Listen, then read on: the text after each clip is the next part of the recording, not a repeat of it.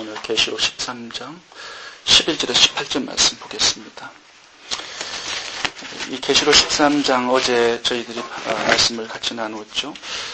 적그리스도가 바다에서 올라온 짐승입니다. 공중권세 잡은 마귀가 미가엘과의 싸움에서 이 땅으로 내려오게 되죠. 회에서 전쟁에.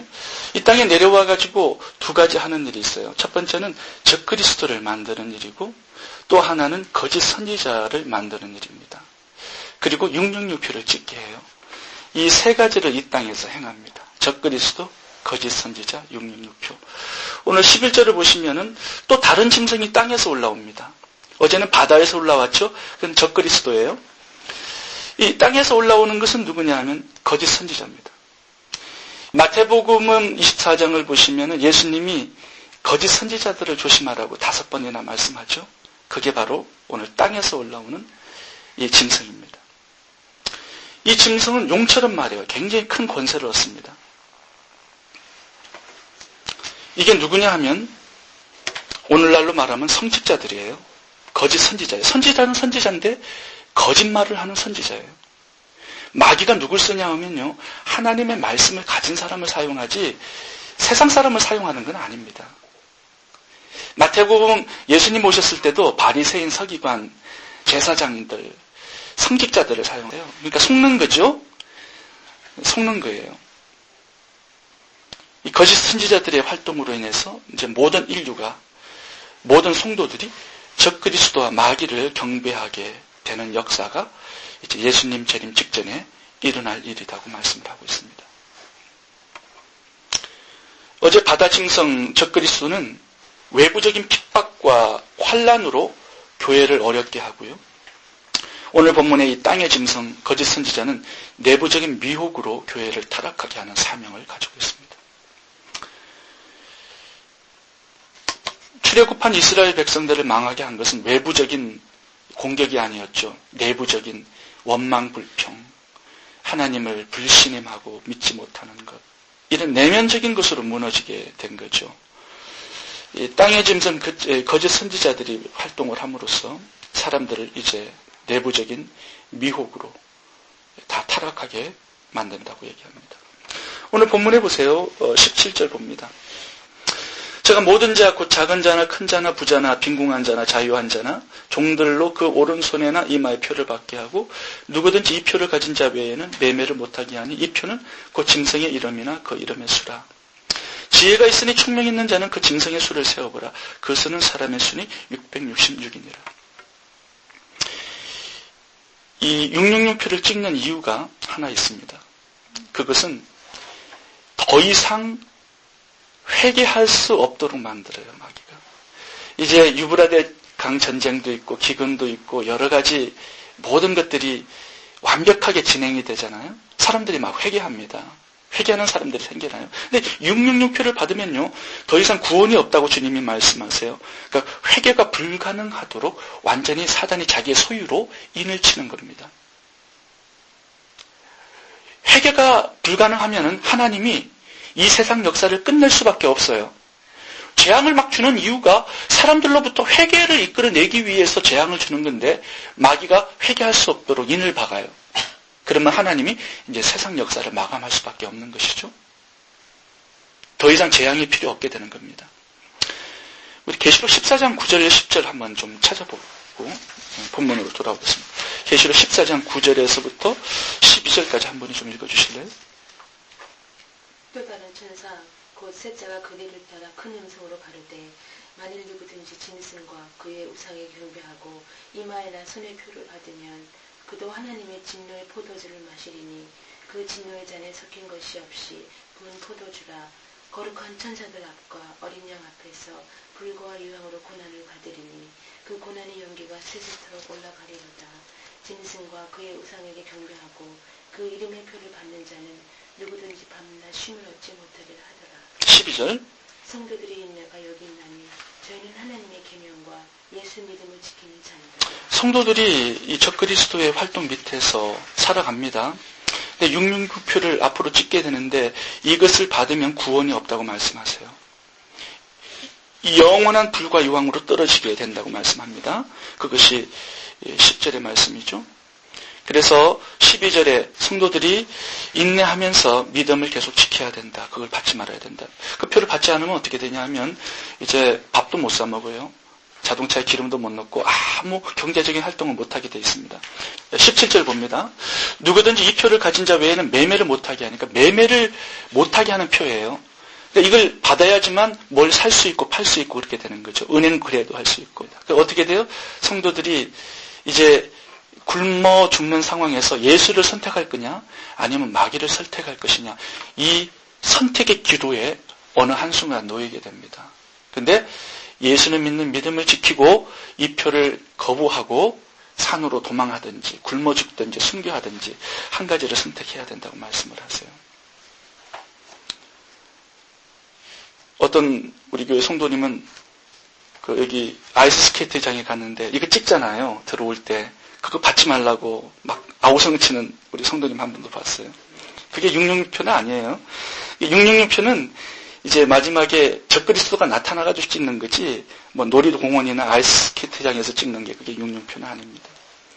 이제 이걸 받아야지만 매매를 할 수 있도록 적그리스도가 완전히 이걸까지 통제를 해요.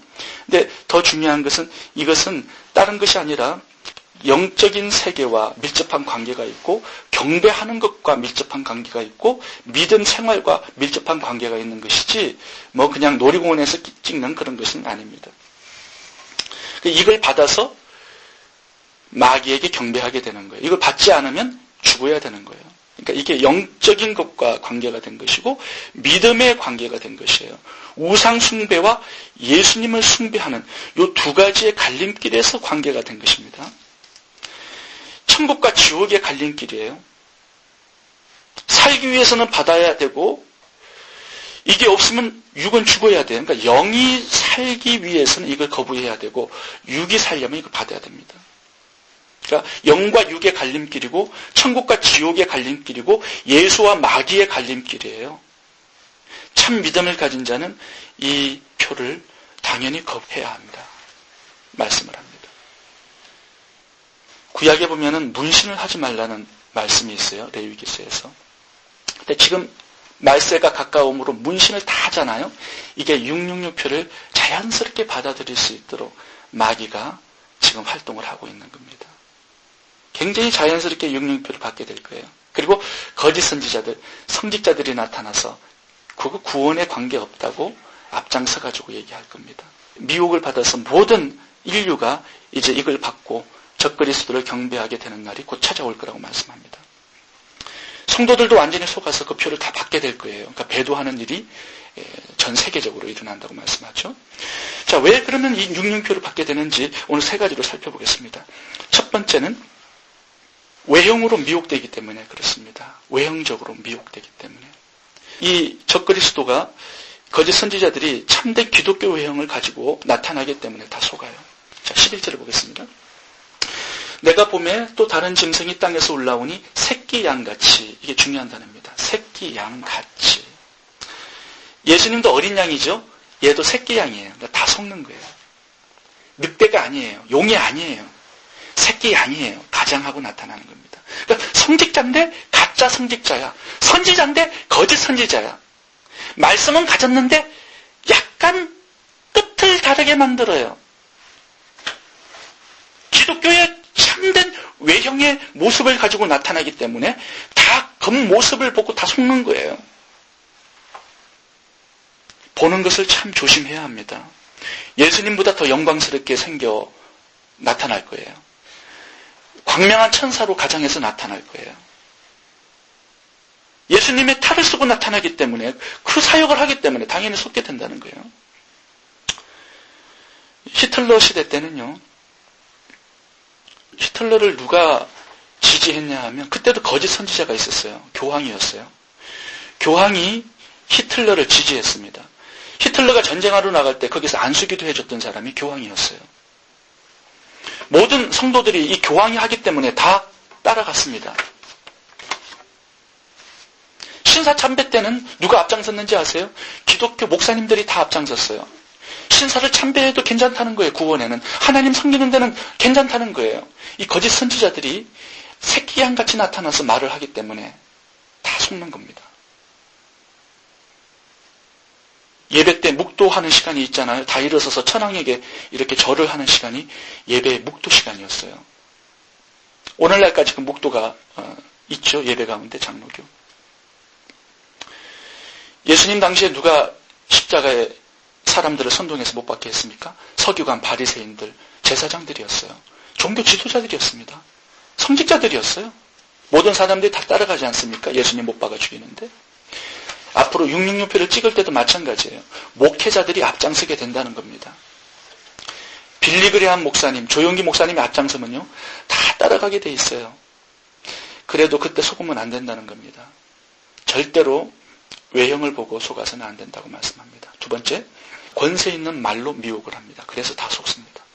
외형으로 미혹하고, 두 번째는 권세 있는 말로 미혹합니다. 11절 보겠습니다. 내가 보면 또 다른 짐승이 땅에서 올라오니 새끼 양같이 두 뿔이 있고 용처럼 말하더라. 용처럼 말한다. 이게 중요한 단어입니다. 권세 있게 말한다는 거예요. 어마어마한 권세를 가지고 활동하게 될 것입니다. 거짓 선지자들의 설교는요, 우리보다 더 은혜로울 겁니다. 더 영광이 따라붙을 겁니다. 더 광채가 빛날 거예요. 어마어마한 용의 권세로 말을 하기 때문에 다 미혹되어서 따라간다는 거예요. 에덴 동산에서는 뱀처럼 말했어요. 그래도 아담과 하와가 속았습니다. 신약 때는 독사처럼 말을 했어요. 그런데 모든 사람들이 다 따라갔습니다. 말세에는 거짓 선지자들이 용처럼 말하는 시대예요. 666표를 받아도 구원에는 상관없다. 예수를 믿는 데는 상관없다고 얘기할 겁니다. 얼마나 용처럼 권위가 있는지 성도들과 온 인류가 다 따라가서 적그리스도에게 경배를 하게 된다는 겁니다. 이 마태복음 24장이나 누가복음 13장, 이 예수님의 재림 직전에 일어날 일들을 주님께서 상세하게 7가지로 말하면서 가장 많이 반복한 단어가 거짓 선지자들을 조심하라는 단어입니다. 5번 계속 반복해요. 마태복음 14장에서. 그만큼 그들의 미혹이 강력하기 때문에 그래요. 용처럼 권세 있는 말을 하고 새끼양같이 예수님 같이 활동을 하기 때문에 얼마나 많은 사람들이 미혹을 당할지 모릅니다. 그러니까 배도하는 일이 전 세계적으로 일어날 것이라고 얘기하고 있는 거죠. 데살로니가 후서에서. 요즘에 신학교를 여러분들이 잘 모르시죠. 감리교 지난번에 신학교에서는 신학교 교수가 예수님의 부활을 부인했어요. 예수님의 부활을 부인하는데 그 신학교 교수가 그 신학교에서는 가장 잘 가르치는 선생이에요. 그러니까 신학생들이 그 사람의 말을 따라요. 용처럼 권위 있게 말을 하기 때문에 다 따라갑니다. 그 사람을 교단에서 자르는데 얼마나 학생들이 데모를 했는지 몰라요. 왜 우리 선생을 잘라내는 거예요? 이렇게 잘 가르치는 사람을 왜 잘르냐는 거예요. 근데 예수님의 부활을 부인해요. 지금도 이래요. 모든 신학교를 다 잡았어요. 박사 학위를 받은 사람들이 말을 하기 때문에, 권세 있는 사람들이 말을 하기 때문에 다 따라간다는 거예요. 여러분, 이 권세 있는 말 참 조심해야 됩니다. 더 중요한 것은 하나님의 말씀이 어떻게 말씀을 하느냐가 중요한 거죠. 세 번째, 이적으로 속입니다. 12절을 보겠습니다. 얼마나 많은 이적을 가지고 적그리스도와 이 거짓 선지자들이 활동을 하는지 많은 사람들이 미혹이 될 것이라고 얘기합니다. 12절 보겠습니다. 제가 먼저 나온 짐승의 모든 권세를 그 앞에서 행하고 권세를 행합니다. 근데 이게 얼마나 큰 권세인지 마귀의 권세예요. 하나님과 전쟁을 붙었던 마귀가 권세를 주어서 이적을 행하게 해요. 땅과 땅에 거하는 자들로 처음 짐승에게 경배하니 죽게 되었던 상처가 나으니라. 죽은 자가 부활하는 권세예요. 이런 기적들이 나타납니다. 13절도 보겠습니다. 큰 이적을 행하되, 작은 이적이 아니에요. 시시한 병이 막 치유되고 뭐 암병이 떨어지고 이런 게 아니에요. 어떤 이적이냐면 사람들 앞에서 불이 하늘에서 땅에 내려오는 이런 큰 기적이에요. 이걸 보고 누가 따라가지 않겠습니까? 누가 이 사람의 용처럼 말하는 권세를 거부할 수 있겠습니까? 14절을 보겠습니다. 짐승 앞에서 받은 바 이적을 행함으로, 봐요. 이적이 굉장히 많이 행해집니다. 땅에 거하는 자들을 미혹하여 땅에 거하는 자들에게 이르기를 칼에 상하여 살아난 짐승을 위하여 우상을 만들라 하더라. 다 따라갑니다. 자, 15절 보겠습니다. 여기도 또 이적이 나옵니다. 저가 권세를 받아 짐승의 우상에게 생기를 주어 그 짐승의 우상으로 말하게 하고, 우상을 만들었는데 이 우상이 말을 하는 거예요. 돌을 갖다가 깎아놨는데 이 돌이 말을 해요. 생기를 주었다고 얘기합니다.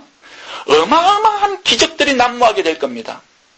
우리가 상상을 초월하는 일들이 생겨날 거예요. 막 홍해가 갈라질 겁니다. 하늘에서 뭐 이상한 엄청난 것들이 내려올 거예요. 누가 속지 않겠습니까? 용의 권세로 말을 합니다. 새끼양 같은 둑불을 달고 내려옵니다.